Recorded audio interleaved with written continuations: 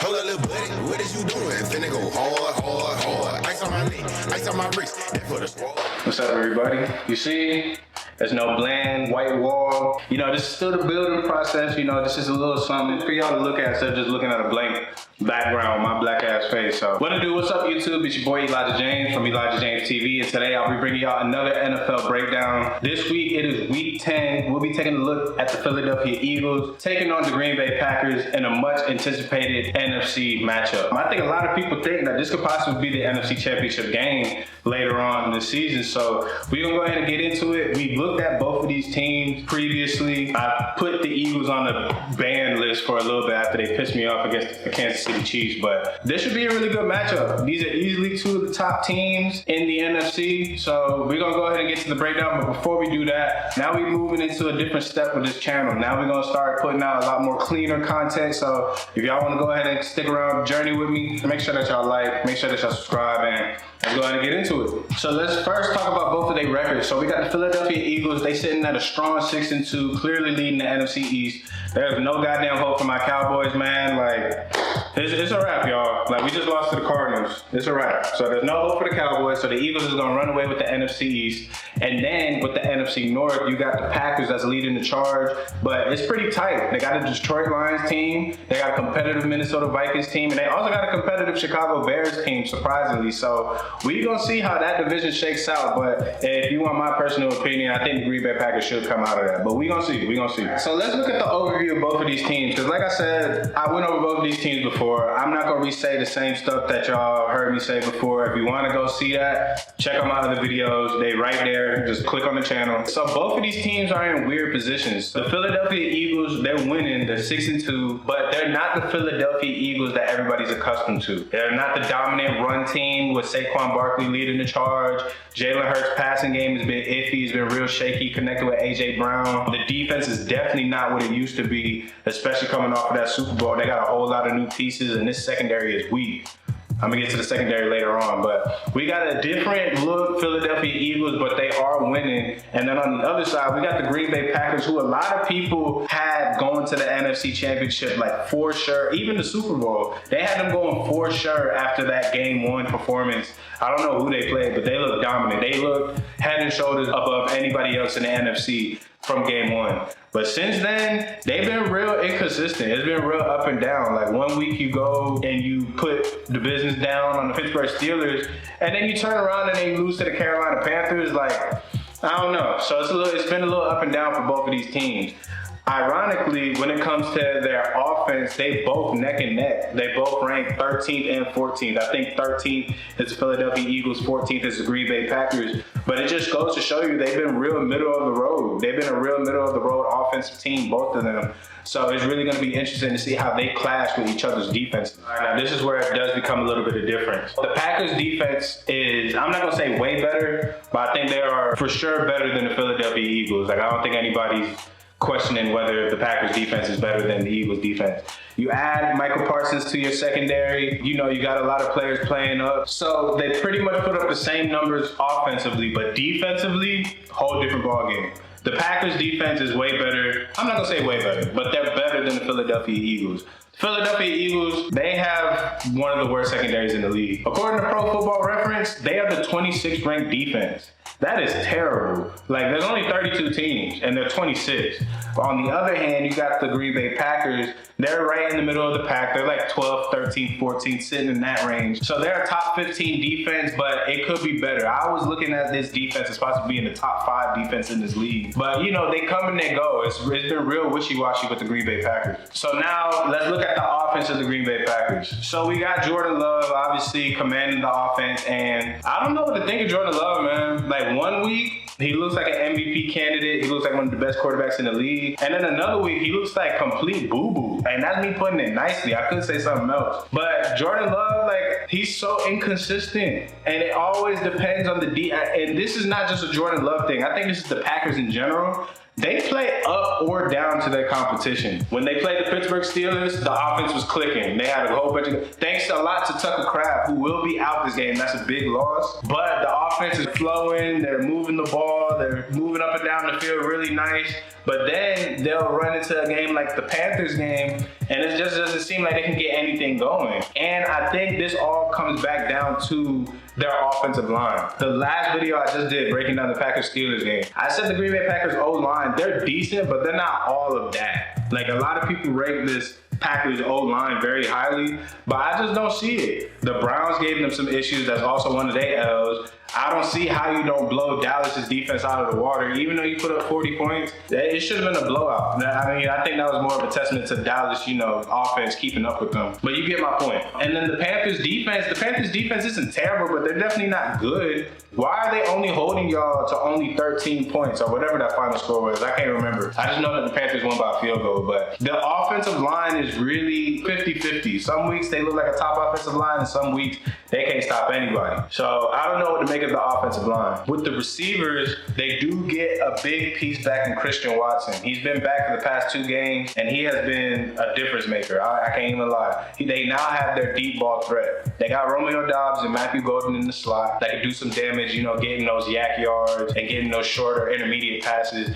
But as I just mentioned before, Tucker Kraft is now hurt, and that was one of Jordan Love's favorite targets, and that's going to be a big hurt. I feel like they should be okay for the most part with the backup tight end, because it's kind of like a next man up mentality with the Packers. But at the same time, Tucker Kraft made such a big impact on this offense. I don't know exactly how that's going to look like with a new tight end in there. We just going to have to see. But the main thing I want to highlight with this Green Bay Packers offense is their run game. I've said it last video, and I'm going to say it again. I think Josh Jacobs is a top 5 running back in this league. But sometimes I feel like Matt LaFleur and the Packers, they don't utilize him enough. They need to put the ball in his hands. He can catch out of the backfield. He's north-south. He could truck you. He could run past you.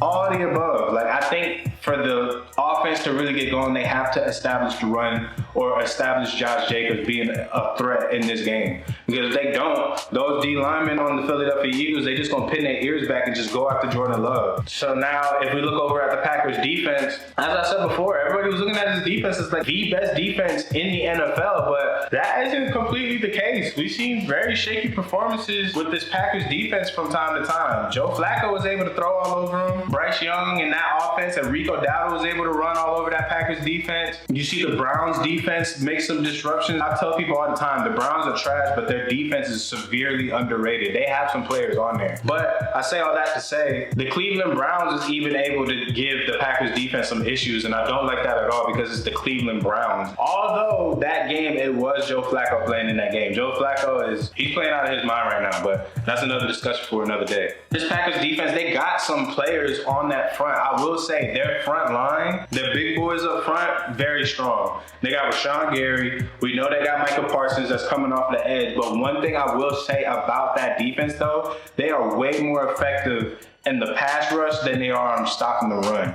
I've noticed that a lot in the Carolina Panthers game. I watched that game live, and I did a film study on that game. They have a little bit of trouble stopping the run. I'm not going to lie. If the quarterback drops back, then they're going to give you some issues. But when it comes to stopping the run, I don't know. They're a little suspect. And that's going to be an issue if you got Saquon Barkley lining up in that backfield. So we're going to see how that plays out. So now let's go ahead and move over to the Philadelphia Eagles, who I hate talking about. Y'all know I'm a Cowboys fan. I don't want nothing to do with the Eagles. But we got to talk about them. As much as I hate the Eagles, I got to keep it a buck. They are one of the better teams in the league. Definitely top 5 easily in the NFC. So we've been having our discourse, our back and forth about the Eagles, but if I'm being completely honest and I'm being completely objective, it seems like they're starting to come along now. It seems like they're finally starting to get the train rolling and the pieces are starting to fit together again. Saquon, like I said, I think he's going to give this Packers run defense some issues. It seems like the run game is finally getting back flowing. You finally do see Jalen Hurts getting that connection together with A.J. Brown. That's been kind of a question mark for the past 2 years now, but it seems like they're starting to now find their flow, especially coming off that Minnesota Vikings win, which was a big win for them. Devontae Smith is always a threat. I think Jalen Hurts' relationship with Devontae Smith is better than his relationship with A.J. Brown in terms of their pass catcher relationship. I don't know about off the field. I'm not going to speak on that. but I feel like Jalen Hurts is way more comfortable giving the ball to Devontae Smith than A.J. Brown sometimes. You got Dallas Goedert, who's a reliable tight end, one of the best tight ends in the league, came in front. And then you got this O-line. The O-line is a little injured, but they're massive. I don't think there's anybody less than 300 pounds on that O-line. Even if they do got a couple of backups on there, it's a big O-line and they move people. And I really think that's what this game is going to come down to. It's really cliche, but I really do think this game is going to be won in the trenches. And I think it's going to be Philly's O-line versus Green Bay's D-line. When it comes to Green Bay's O-line versus Philly's D-line, I think they're going to kind of not necessarily offset each other, but I think it's going to be more of a wash than how I think it's going to be with Green Bay's D-line and Philly's O-line. And let me explain. But Philly's O-line, like I said, they're big, they move people, they're physical, and they're just now starting to seem like they're getting their groove together with this run game. Saquon came off of 2 big back-to-back games against the Giants, and then also the Vikings. He played pretty decent against the Vikings as well. And they're coming off of a bye week, which is very important. You got players that's able to rest up, get healthy again. You know, you might see some starting linemen come back. That's always a big plus when it comes to the Philly O-line. When it comes to the Green Bay D-line, they have been through some ups and downs this season. Like I said, they'll have one week where they look like the best D-line in football, and then they'll have another week where the Bengals, the Browns, and the Panthers are able to move the ball on them. So I don't know what it is. They've just been really inconsistent. Granted, I do believe their secondary is one of the better secondaries in this league, but I just don't know how it's going to hold up if you're just running the ball every 5 seconds with Saquon. Like I said, really cliche. I do think this game does come down to the trenches. If I'm being completely honest, I'm expecting a big game out of Saquon. He had a big game against the Giants, who has a decent front two. You got Dexter Lawrence, you got Brian Burns, you got Thibodeau. Like, you got some players on that Giants D-line. And he was able to run through them. I think he took it to the house first play. So I'm really expecting to see a big game out of Saquon, to see that Saquon Barkley game. We haven't seen that Saquon Barkley game. We seen it with the Giants, but we haven't seen that Saquon Barkley game where Jalen Hurts, A.J. Brown, and Devontae Smith, they're not even needed because Saquon is running up and down on everybody. So I think that game is to come. When it comes to this Green Bay offense, I think they're going to struggle with this Philly defense in a way. I think they'll be able to pass a little bit, but if they're going to be able to stop the run with Philly's front seven, I think it's going to make the pass game a lot more harder, and it's going to become a lot more predictable for the Eagles to read the Packers. You still got Jalen Carter on that line. You still got Jordan Davis on that line. You still got Zach Bond floating around at the linebacker position. Their front seven is very strong. It's just the DBs that have been lacking. Outside of Quinyon Mitchell, I think it's free game on all those DBs. Quinyon Mitchell is the only solid DB I see on the Eagles. So with that being said, if Josh Jacobs and the Packers and that run game can't get going, I think Jordan Love is going to struggle in this game. I don't think it's going to be pretty for him. He's going to be under a lot of pressure with them big boys coming after him. And we're going to really see if Jordan Love is that quarterback that they are hoping for him to be. Like, if you don't got a run game to rely on, take us to the promised land, win the game for us. So we just gonna have to see. So now let's look at this game from a betting perspective. So as of right now, I just checked. It is currently Wednesday. It'll probably change throughout the week. But currently the Philadelphia Eagles are +2 underdogs going into Lambeau Field. If you want my honest opinion, I think the Eagles win outright. I would take those 2 points so easy. I don't want to say that it's a gift because I do think it's going to be a tight game coming all the way down to the final minutes of the fourth quarter. But I think the Eagles pull this one out. I can see this being a hard-fought, gritty game in the first half. Points start to get put on in the second half, and then it comes down to either a touchdown or a field goal in the fourth. We're going to really see what Jordan Love is made of, because the Philadelphia Eagles defense is not one of the best, but they do got some solid players in that front seven. Can he move the ball on this defense and put the Packers in a winning position? I'm not going to say I have no doubts, but I have less doubts when it comes to the Philadelphia Eagles offense with Jalen Hurts, Saquon, AJ, Devontae Smith, and all them boys. When it comes to this Green Bay offense, I've just seen way too many inconsistencies, especially losing to the Panthers. You lost to the Browns. The Bengals put up a fight until the fourth quarter. So we just gonna have to see. If I'm betting my money and if I'm supposed to pick a team, I'm taking the Philadelphia Eagles plus those 2 points. I think the Eagles win outright, and we finally see the Eagles start to look like the Eagles that we known them from the past Super Bowl. Not all the way, because like I said, the defense is a little bit different, but this is a spot where the Eagles really do prove that they got their stuff together and they're gonna most definitely make a run back to that Super Bowl. For a final score prediction, it could go one of two ways. It could be either high scoring or it's gonna be very low scoring. There's no in between. I can see this score being something like a 29-22, 28-21 Philadelphia Eagles, or it could easily be a 17-7 Philadelphia Eagles. However, I will say, if it is more so on the lower scoring end, I think that benefits the Packers a lot more. But if points is getting put up and the Packers can't move this ball on this defense, it could possibly get ugly, but I think these are two evenly matched teams. I would argue probably easily top 5 best teams in the NFC. So I think they're gonna match up pretty well. But yeah, if I had to put a final score prediction, I think it's gonna be like a 28-22, 29-21 Philadelphia Eagles winning on the road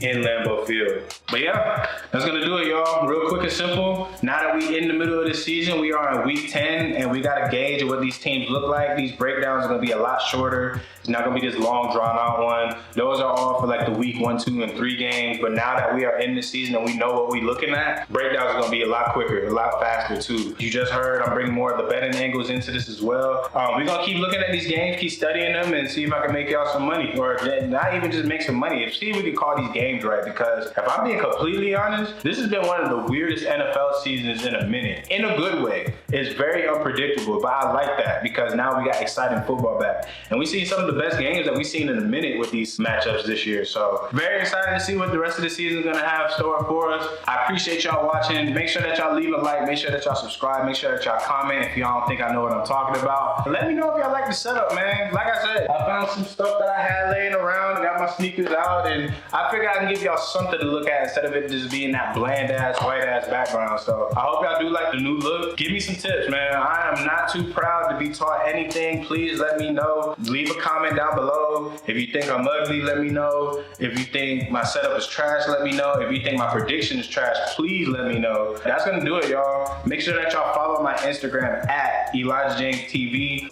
Peace.